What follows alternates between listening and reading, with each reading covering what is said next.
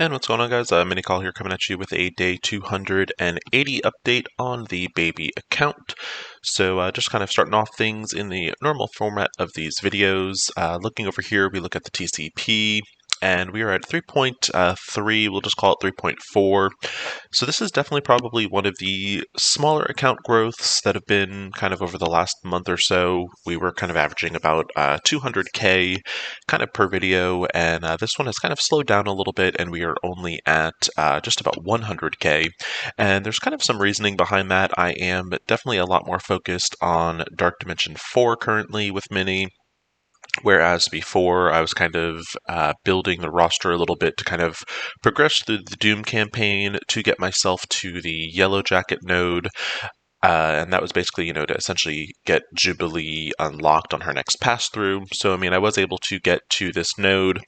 With the latest kind of update, it is looking like Multiple Man will be popping up over here if you are kind of listening to the data mines. So I am starting to work on my hero tech characters to hopefully get that node on farm. I do have Multiple Man already at 5 stars, so partially, that is definitely a good thing. He is not one of the characters I'm going to have to worry about if I am planning to unlock Adam Warlock. So that's certainly not a high priority, but it definitely is a priority. The Infinity Watch team definitely does look like they are going to be kind of a meta-changing team, and Adam Warlock in particular, definitely would be a wonderful legendary addition for Mini, especially since Mini is a little lacking on the legendary requirements. But so I haven't been building the roster as wide. Essentially, the past couple days, or really kind of the past 10 days, just kind of more focused on Dark Dimension 4. And Mini is making great progress with that. I do have currently 4 characters that are Dark Dimension 4 ready, and I'm really just waiting on a 5th character to be able to start Dark Dimension 4. So I kind of have a couple candidates up top, and they are all going to be essentially used in later Dark Dimension 4 content. So ideally, Baron Zemo is kind of my first choice, but he is depending on these superior serums. So I do need another 12 of those to be able to take him to G15. So that is kind of very RNG and luck dependent. The other one I'm working on is Kestrel, and Kestrel, obviously can be used for the cosmic section of Dark Dimension 4. And the third candidate is going to be Symbiote Spider-Man. And again, he is kind of a pillar to, the city section. So basically, I do have to farm these superior isomers. So I'm starting to farm those as able. And basically, whoever kind of has the gear equipped first, between Kestrel and Symbiote Spider-Man, I will take them to level 80. And right now, I'm kind of working on getting Kestrel to 75, because that'll get her to G14, which will also help me in Dark Dimension 3, which I'm currently in the middle of the Cosmic section. So that's kind of what I'm working on DD4-wise. Just kind of normal campaign energy, still farming Stature and Yellow Jacket to kind of their full extent. Yellow Jacket, the plan is to have him at 5 stars by the time Jubilee comes around. So with Dr. Octopus coming as the next legendary, and then actually following him will be Magneto, I'm assuming that Jubilee is probably at the very least, just about a month away. So that should be more than enough time to get the remaining 13 shards, and we'll definitely get Jubilee unlocked. Next thing, still farming Wasp, and that's just kind of more towards, again, the Jubilee stuff. I'm just doing 3 of her nodes a day, and that also meets my villain requirements. Others that I am farming on this list is lastly going to be Yelena, and farming Yelena for that skilletary event that does award the training materials. And again, for her, I am just farming 3 of her shards a day to basically cover that hero's requirement, and then all of the rest of the energy is going into Dark Dimension 4 gear building. So when we're looking at Kestrel, I am farming these superior unstable molecules. When I have fully farmed that, which I have finished for the day, I'm then switching over to Symbiote Spider-Man, and I am farming these isomers. So that's kind of what I'm doing with my campaign energy. As far as ISO 8 energy goes, I am still working towards Dark Dimension 4 teams, as well as teams that kind of double as Doom Raid teams. With the announcement of ISO 8 now being required for the Doom Raids, I'm definitely starting to work on that. So the rest of the characters in this list that are not for Dark Dimension 4 are for the Doom Raid. And basically, I'm just kind of working them on them per section. So, once I finish, I'm kind of currently working on tech. So once I finish Kestrel, I will move over to my next character that is tech, which will be Shuri. And then following that will be Minerva, and then Ultron. And then I'll move on to the next section, which is going to be Mystic. And then following Mystic, I will work on Mutant. Bio is already done because of the symbiotes. And then lastly, I will work on Skill. And that's basically just kind of what I'm working on with my ISO 8 energy. In the stores, kind of more or less the same. I am buying orange gear that is relevant. So the superior isomers, for example, any uniques that pop up that I need. Some of the G15s I'm starting to kind of hold off on a little bit, just because I do have, quite a bit. And honestly, I really need to kind of just sit down and do some math and see, how many of these I need. But so I've been kind of holding off on that a little bit. But then again, oranges that are under 100 I am buying. Right now, Mini is not in the market for any of the purple gear. I'm kind of at the point where I can farm that, and the money is just not there to be able to buy those things. In the Blitz store, kind of more or less the same. I am opening up Blitz orbs. And as far as the kind of gear orbs, I'm holding on to them since they are purples for gear that I do need. So since I am kind of building up my hero tech characters for those last 3 nodes, chances are I'll probably be opening up these purple tech gear orbs at some point, but I'm basically opening them as needed.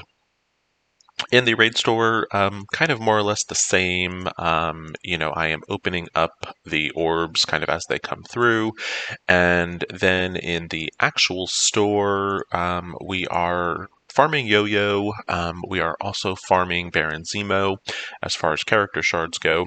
And then the remainder is reserved for orange gear that is under 100, and that's pretty much about it.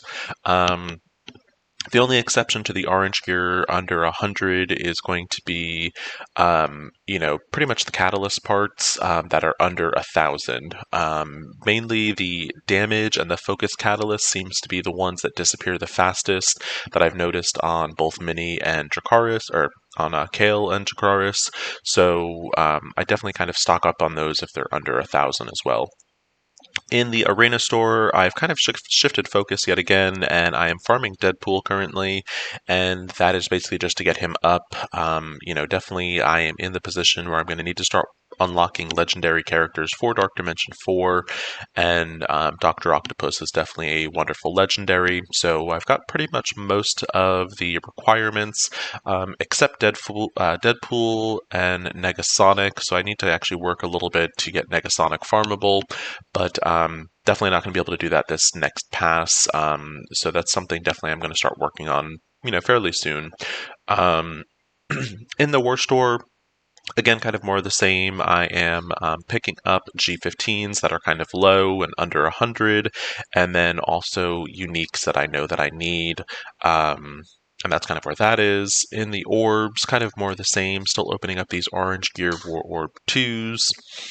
In the Elite Store, again, kind of just looking around for characters that are, worth the investment. With the announcement of the Infinity Watch with Gamora and Nebula, definitely if you see Gamora or Nebula in here, I definitely think they are worth picking up, as both their kits are kind of proving to be pretty interesting.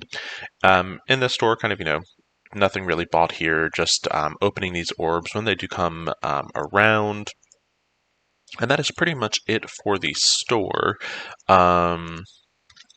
Other things kind of note going on with Mini, my war team has been doing pretty well. I've been maintaining kind of below rank 50, which has really kind of helped me restock my power cores. Kind of just being in this general mark. 200 is roughly how many power cores you spend a day. So if you're able to get under 20, you actually start building up an excess of power cores. And, there's been, I think, a time or two that I've actually hit below that. So, yeah, so my all-time high arena rank was 11. So occasionally, that is kind of cool that you're, building up training cores, power cores rather, versus just spending them. And this team is working really well in the arena. Been having some pretty good luck. So basically, just been using kind of the Dad Bros, Zemo, Silver Surfer, and Kestrel. Definitely at my level and at this particular arena shard, I'm not having to contend with any dooms because I don't think anyone actually in my arena shard has doom yet. That's actually something I might look at real fast. But so yeah, this team seems to be going pretty well. It kind of depends a little bit on some of the RNG. It's a little bit easier when, in RTA, I would say pretty much whatever Zemo goes first is normally the team that's going to win. And that's fairly kind of true in the arena. So some of my arena fights, like this one, is not going well at all. We're definitely probably going to lose this arena fight here, but it's not too bad. At least my defense for the most part is holding, so I'm kind of staying in kind of like the same range, which that, is good.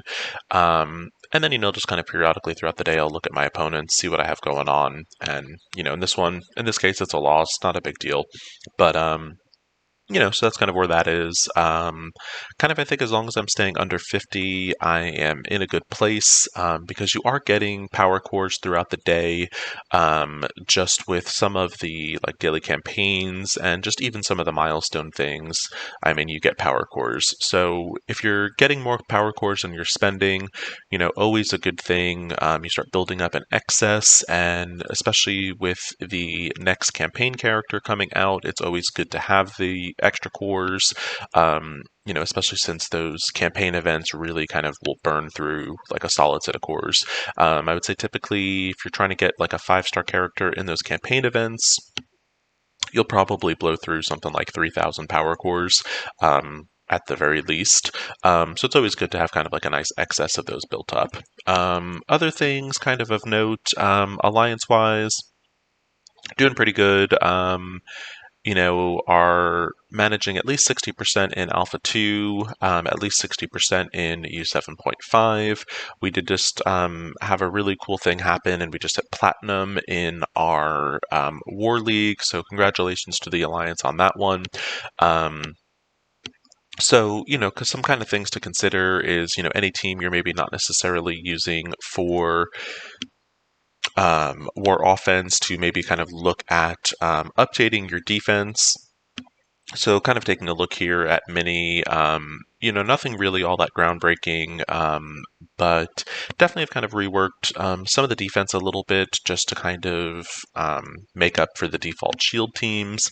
Now, while this probably won't stop any serious offensive strikes, it does at least give them something a little bit more challenging than just default shield teams. So any teams you're not currently using on, war offense, I would definitely suggest, possibly switching over to defense.